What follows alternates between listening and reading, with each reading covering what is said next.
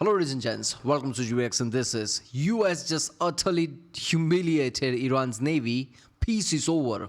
Yeah, we kinda know that. This was our military show, one of the latest videos.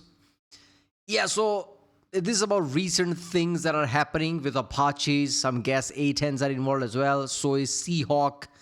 Escort missions were happening. Now they are paused for obvious reasons because missiles are flying. It's not the best time to escort. So yeah, things are happening a lot. To me, it feels like things are happening more than we are, knowing about, right? That was weird. I think things are happening at a level that they used to a month or two ago when we were getting a lot of information about. But nowadays, it feels slower because people just stop reporting it as much. I guess we'll only know about it the more and more, things happen, like important things. Then we'll know certain thing happened. Otherwise, I'm pretty sure things are back on the way it was before the ceasefire. Escort mission probably raises the threat, so more shooting back and forth is happening. A lot of small boats from Iran is getting destroyed. I guess we'll know more about it from this video. Let's watch this one. We are just getting started. Those are the famous last words of the Iranian regime following its breaking of the ceasefire with the US on May 4th. Iranian attacks in the Strait of Hormuz have sent shockwaves around the world, and peace is over. But Iran bit off more than it could chew. The regime ended the ceasefire and immediately regretted it, as the US just utterly humiliated Iran's navy to the point where its boats all became submarines. The US sent in the choppers. Iran felt the pain. And submarines became coral reefs with artillery somehow. On May 4th, the War Zone, or TWZ, alongside other outlets, broke the news that Operation Epic Fury seems to have restarted. The US deployed AH-64 Apache and MH-60 Seahawk helicopters into the Strait of Hormuz, where they destroyed small boats operated by Iran's Islamic Revolutionary Guard Corps, or IRGC. How many boats were destroyed seems to have become a matter of debate. TWZ says that it's 6. CBS News reported on May 5th that the actual number is 7. But the reality is that the numbers matter less than what all of this represents. The ceasefire has been broken, and that could change everything about the future of Iran. The US says that it has more than enough reasons to send its choppers back into the mix. The IRGC's small boats were threatening commercial shipping in and around the Strait of Hormuz. Plus, US Navy Admiral Brad Cooper, who is the head of US Central Command, has also suggested that Iran targeted US Navy warships. Stick with us because we'll be digging deeper into the potential trigger points for this renewed round of conflict. But first, Cooper has made it very clear that Iran faces some serious problems if it's looking to ignite a new fight in the Strait of Hormuz. You know the most insane thing that I realized? I watched a video about artillery sinking a submarine. And then I realized artillery is from Army. Which means Air Force is doing that thing. Navy obviously is doing that thing. And Army is like, why can't we do anything? Why do we have to sit here and just watch? And they're like, you know what? We'll sink submarine using artillery. And Navy is like, what you talking about? Yeah, watch us do it. That's what probably happened here. Army is like, I want action as well. Come on. We have an enormous amount of capability and firepower concentrated in and around the strait, including AH-64 Apache and MH-60 Seahawk helicopters used just this morning to eliminate 6 Iranian small boats threatening commercial shipping, Cooper said when reporting on the latest US strikes. Then he delivered this warning: much worse will come if Iran doesn't straighten up and fly right.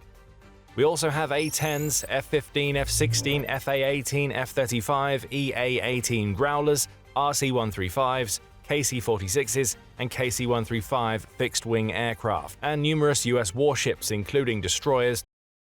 I think you should add AC-130. Where are those things? Where did you put it? Did you forgot where you parked it? Because that would be awesome. AC-130 and howitzer, you literally put howitzer on it. Just circle around the Strait of Hormuz like a vulture, blowing anything that moves. You should put AC-130 into action, man.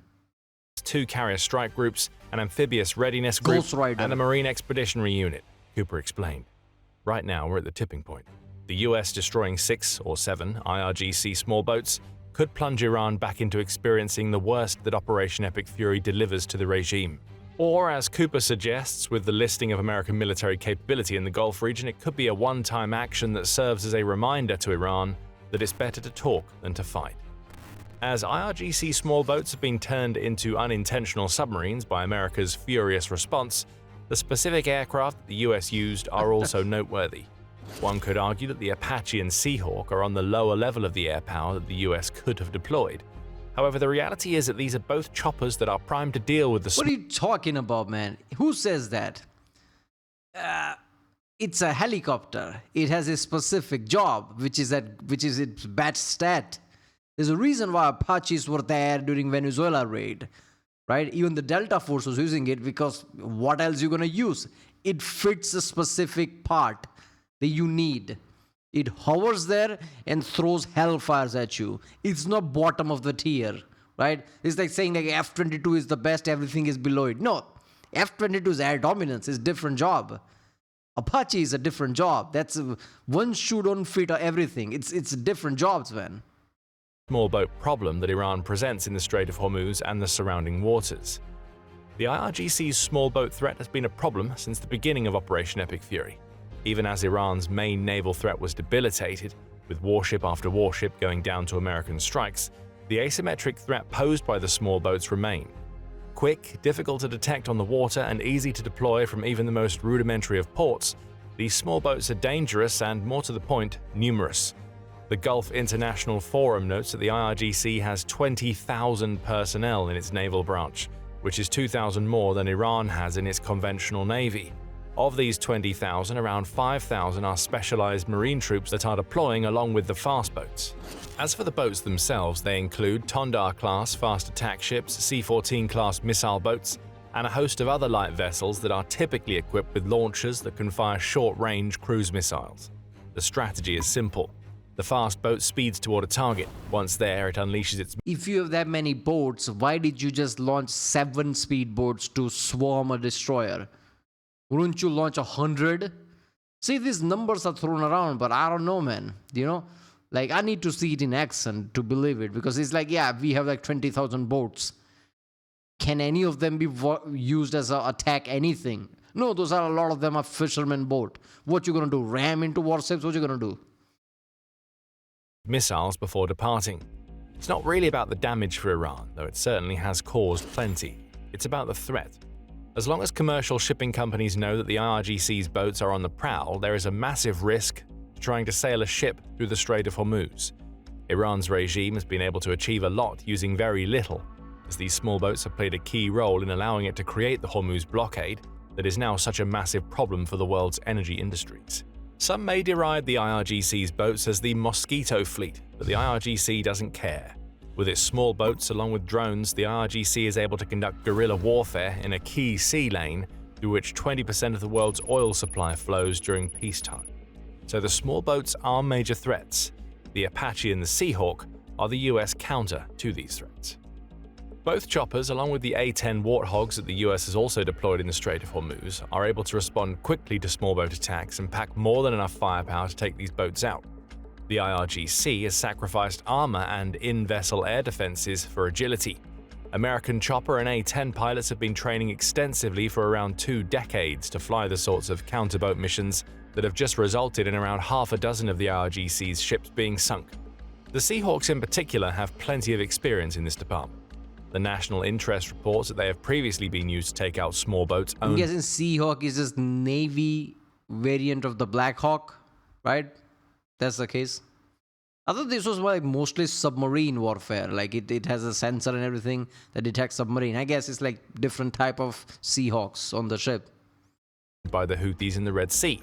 That group of militants is backed by Iran. And what we're now seeing in the Strait of Hormuz is very similar to what the Houthis have been doing off and on in the Red Sea for several years. Armed choppers in general are the perfect choice for this sort of task. They can take off quickly from land or from warships stationed at sea. They can also station themselves close to suspected threat areas such as the Hormuz transit paths, which further reduces the time needed for a chopper to respond to and reach a small boat threat. Add anti-ship munitions such as the new laser-guided advanced precision kill weapons. The bigger thing here is they can fly really low, like nearly touching the ocean if need be. So if there is any SAMs around the area, anti-air defenses of any kind, that somehow missed and is like between mountains and things, they will not see these helicopters.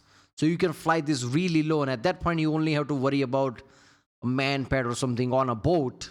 At that point, like, treat any boat as a threat. So it's not going to be that hard. So Seahawks and Apaches are basically perfect when it comes to like patrolling the Strait of Hormuz. System 2 rockets that are being loaded into America's choppers and aircraft, and you get aerial weapons that can deal with entire fast boat swarms. The fighter jets and more advanced airframes aren't needed. They'll be used for strikes in Iran itself if what's happening in the Strait of Hormuz right now ends up being the catalyst that reignites Operation Epic Fury. Iran isn't happy about any of this. The BBC reports that Iranian state media has already started to dispute the US claims that it struck so many of the IRGC's small boats.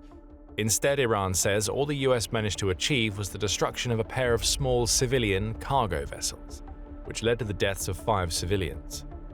The same way India attacked a lot of civilian structures and killed innocent people in an operation, like hit mosques and things. Not terrorist cells, not militant organizations, no, civilians. Yeah, sure. Somehow managed to kill named terrorists, though, somehow. How true these claims are remains to be seen. The claims come from Iran's state broadcaster IRIB, which reports that an anonymous Iranian military commander says that Tehran's regime launched its own investigation into the US attacks on IRGC vessels to come to its conclusion. The US military hasn't responded to these accusations, Al Jazeera reports. We would be remiss if we didn't point out that Iran's regime and state media have more than enough incentive to spread the propaganda message that the US is attacking commercial ships rather than IRGC small boats. Plus, one of the other reasons why the IRGC uses small boats is that they are difficult to differentiate from more innocent craft. It's all about plausible deniability, and Iran might be trying to paint the loss of some of its Hormuz blockers as something that it isn't. Tensions are rising close to the point where the entire Iran war ceasefire could break down. The situation in the Strait of Hormuz has escalated. But the question has to be asked, why did the US attack the IRGC's small boats in the first place? Iran is trying to position itself as the innocent victim in all of this, but the truth is far different. But before we explore what led to all of this happening in the Strait, this is a quick reminder that you are watching The Military Show. See, the thing is, in any conflict, people try to play innocent card in front of the world. So world can do something about it. What the hell is world's gonna do to America?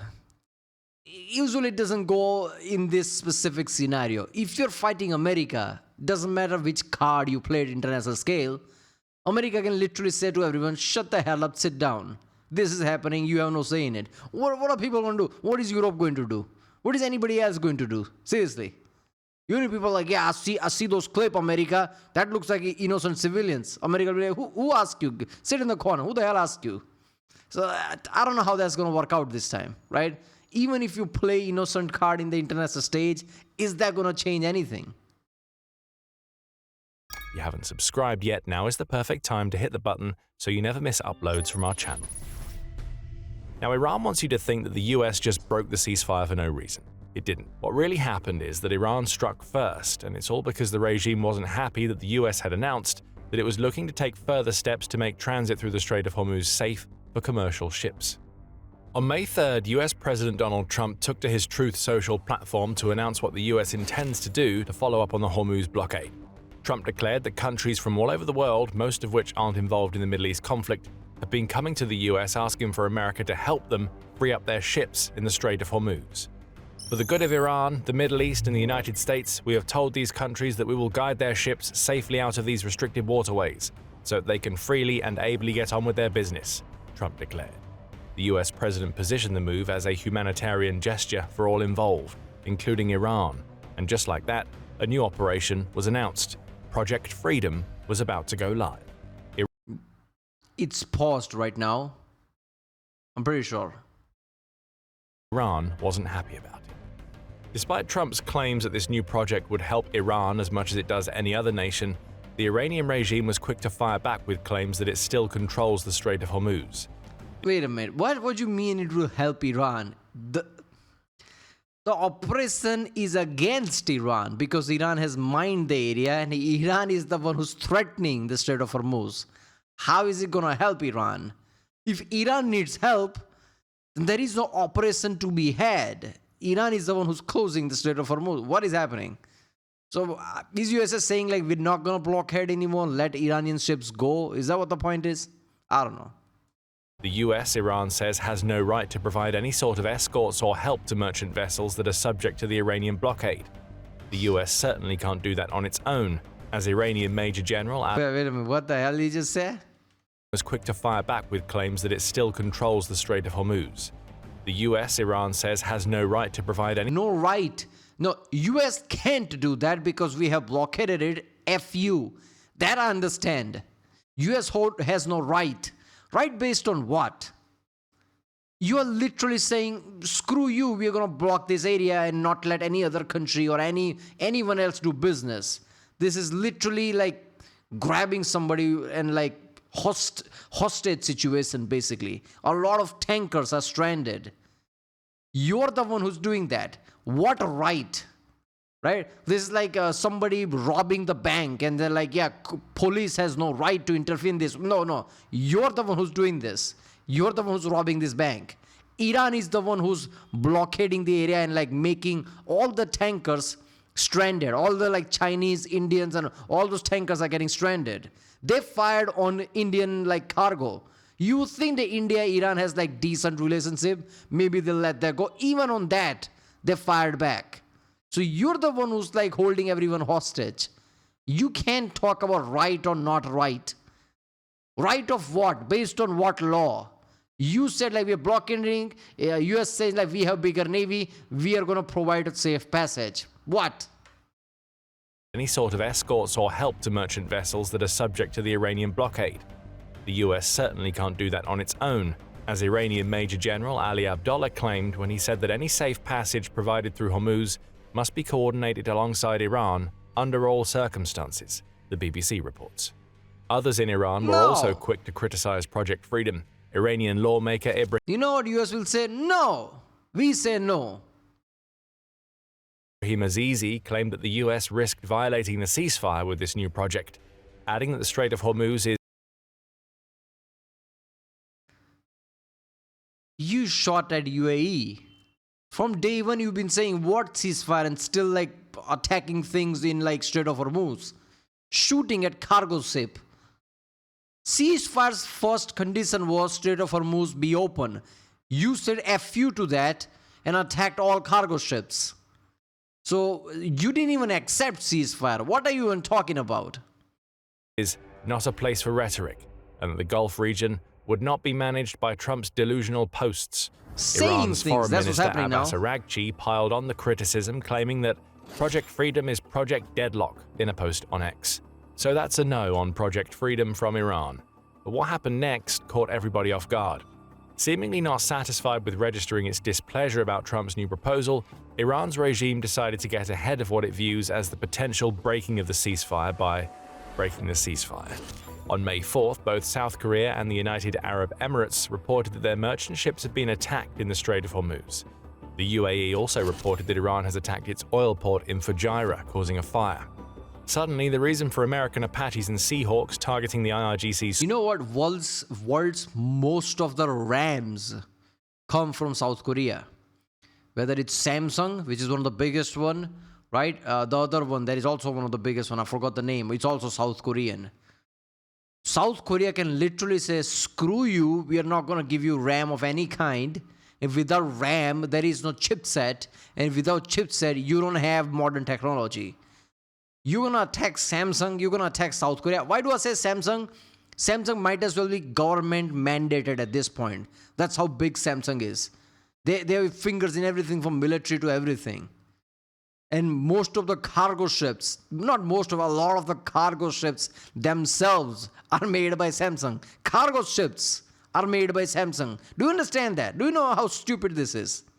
So whenever you destroy a cargo ships, there is a higher chance that is made by Samsung. So you're attacking South Korea now, really? Small boats becomes clear. This was no random warning shot delivered to force Iran to back down on its anger about Project Freedom.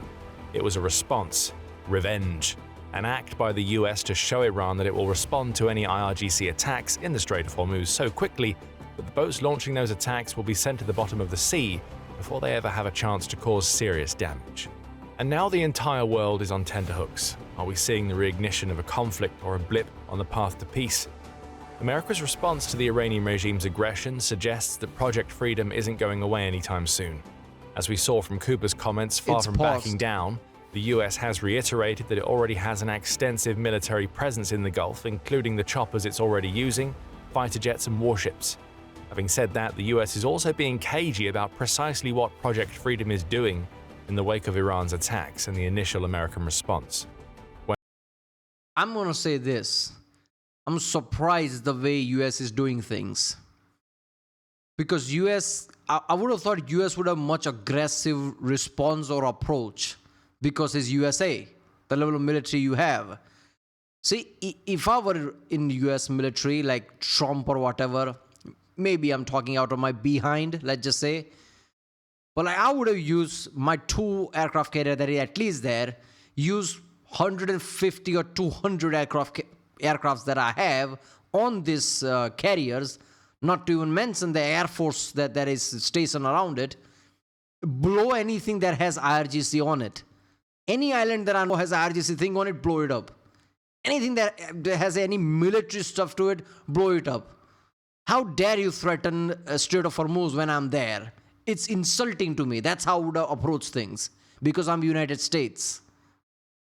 USA is literally flying high in the sky. That's how powerful USA is. Second country, which is China, is not even close. Not to mention third country is even farther away from China. And fourth is India, which is even more farther away. It's like exponentially going up. Iran is not even close to it. How is USA is not just going like, I'm going to blow anything that has an IRGC name on it because you pissed me off too much. I'm surprised this is not happening. I'm just saying like, I'm surprised USA doesn't have that approach. I'm not saying I like that or don't like that. I don't like war. I don't like anything blowing up. Any resources destroying is like, man, that's just effed up, right? So I don't want any kind of conflict, by the way, but I'm surprised USA is not doing it. I think there is like a laid-back approach, like maybe we'll reach a deal, let's just not go full insane on this. Because people will be pissed off, world will see this aggressive move, it's like USA is the bigger guy, USA should have known better type of way. Even in country level, sometimes things like that apply. I feel like that's why USA is doing a laid-back approach. And IRGC things like USA is not as strong or something. You know that's not the case. USA can go much insane than they're doing right now. They're just doing a laid-back approach. When asked about whether the US is now protecting ports in the UAE as part of Project Freedom, Cooper said, "I don't want to give the details of what we're protecting and what we're not. I wouldn't want to tip our hand on that. But in the case of the Fajira attack, I'd really refer to the UAE on that." So there's not a lot coming out of the US military brass. However, Trump may have provided some indication of where he sees Project Freedom going. In his May 4th Truth Social declaration about the US destroying 7 of the IRGC's small boats, Trump also made some interesting mentions of South Korea. Iran has taken some shots at unrelated nations with respect to the ship movement Project Freedom, including a South Korean cargo ship. Perhaps it's time for South Korea to come and join the mission. This is an interesting comment. Though we can only speculate at this point, it indicates that the US might be looking to spearhead a multinational mission in the Strait of Hormuz, rather than make itself solely responsible for ensuring the safety of commercial ships in the waterway. Yeah, South Korea is not going to enter the chat because of North Korea. North Korea, Russia, Iran, you understand the point, right? Could we be seeing the start of an alliance to reopen Hormuz? That remains to be seen, and it's worth noting that The Independent reported on May 5th that South Korea was reviewing the possibility of joining Project Freedom. Yeah, they can do that, tempered by the fact that South Korea is also escort missions, I think they can do that. It's very defensive. Investigating the cause of the fire on the cargo vessel the IRGC reportedly struck, as it hasn't yet officially confirmed that the blaze was caused by external factors. Could you imagine if that ship had rams on it? Rams already have like shortage. This will piss off more than South Koreans. Way too many people around the world when RAM prices go even higher now. With smartphones, computers, everything goes much expensive. PlayStations and Xboxes get more expensive. I think people will be more pissed off because of that. Could you imagine if RAM prices and something like that unites people? That would be next level. As is so often the case with the Gulf conflict, we can never quite tell what's going to happen next. That's as much the case for the ceasefire as it is for Project Freedom. You would think that Iran attacking cargo vessels in oil ports along with the US responding by sinking IRGC small boats would mean that the ceasefire is over. Maybe it is, but maybe it isn't. As CNN reported on May 5th, Trump has made grand claims about how Iranian forces would be blown off the face of the earth if they target US ships in the Gulf region. However, he has just stopped short of proclaiming the ceasefire to be over. White House reporter Jonathan Karl also notes that the end to the ceasefire hasn't quite happened yet, as Trump stopped short of stating that Operation Epic Fury is back in full swing during a May 4th phone conversation where he explained what had happened to the Emirati and South Korean merchant ships.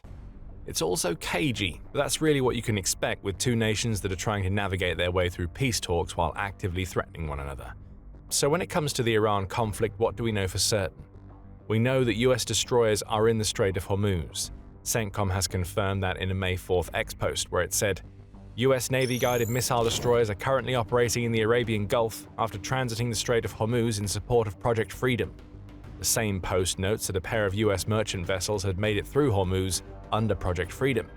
However, Cooper adds that the US warships may be present, but they aren't providing specific escorts. If I just describe this overall, if you're escorting a ship, you're playing kind of one-on-one. I think we have a much better defensive arrangement in this process, where we have multiple layers that include ships, helicopters, aircraft, airborne early warning, electronic warfare. We have a much broader defensive package than you would have ever had if you were just escorting. That gives us some more insight into how Project Freedom is going to take shape. It won't just be US warships that deal with the IRGC. It will also be aircraft and helicopters. That would make sense. When India needed certain ships to be secured, recently a month ago or something, India sent its navy and a lot of aircraft and jet planes that were circulating, like Sukhoi 30s, and I'm pretty sure it was, which is the French one, I forgot the name, Rafales. Rafales were also involved. So it's a multi-layer thing. It's not just ship to ship. That those warships carry, just as the IRGC's small boat captains discovered. In the meantime, Trump is delivering warnings, and the US military buildup in the Gulf seems to be restarting. They have no navy, they have no air force, they have no anti-aircraft equipment, they have no radar, they have no nothing, they have no leaders actually. The leaders happen to be gone also, Trump said of Iran during a May 4th speech. That's a none too subtle reminder to Iran that the US has devastated the country's military over the last few months. Trump also claimed during an interview with Fox News that the US has more weapons and ammunition at a much higher grade than we had before. It's unclear whether Trump is comparing the US military of today to that of yesteryear, or if he's claiming that more hard. I'm pretty sure he quoted something around the line of, we now have more ammunition than we ever had before, or before the conflict started, which is like, that's not how numbers work. Would you just suddenly like increase the factories? I don't know what that means. But I guess the point he was trying to make is like, we have a larger stockpile than people realize. That's what I got from that. Hardware has been shipped to the Gulf. Either way, it's another threat. Back down now, Iran, or half a dozen small boats destroyed and cruise missiles being intercepted by American forces will just be the start. It also appears that the US is consulting with Israel to determine its next steps. That's according to Israel Hayom, which claims that 3 sources familiar with the matter claim that the two countries are holding feverish consultations on how to respond and assist their loyal ally, seemingly in reference to the UAE. Options being discussed reportedly include targeted strikes against Iranian launchers and other military targets that threaten the Strait of Hormuz, along with a possible attack against an Iranian energy facility as a direct response to Iran's strike at Fujairah. As for Iran, it has already delivered the warning we used to open the video. We're just getting started. Aragchi has taken a slightly more diplomatic approach, stating on X that events in Hormuz make clear that there's no military solution to a political crisis, as he warned the US against being dragged back into a quagmire by ill-wishers, a subtle jab at Israel perhaps. Either way, it seems that Aragchi is trying to steer the situation back to the table rather than Hormuz, though how well that will work when the US doesn't seem like it's backing down on Project Freedom and the IRGC is once again attacking merchant ships in the Gulf remains to be seen. What we've just seen could be a blip on the path to peace, or the catalyst that leads to Operation Epic Fury being relaunched. The next couple of days will be crucial. For now, half a dozen sunken small boats serve as evidence that the US is ready for the next round, if needed. And if Operation Epic Fury does restart, there is one unexpected nation that could be a huge difference maker in the Strait of Hormuz.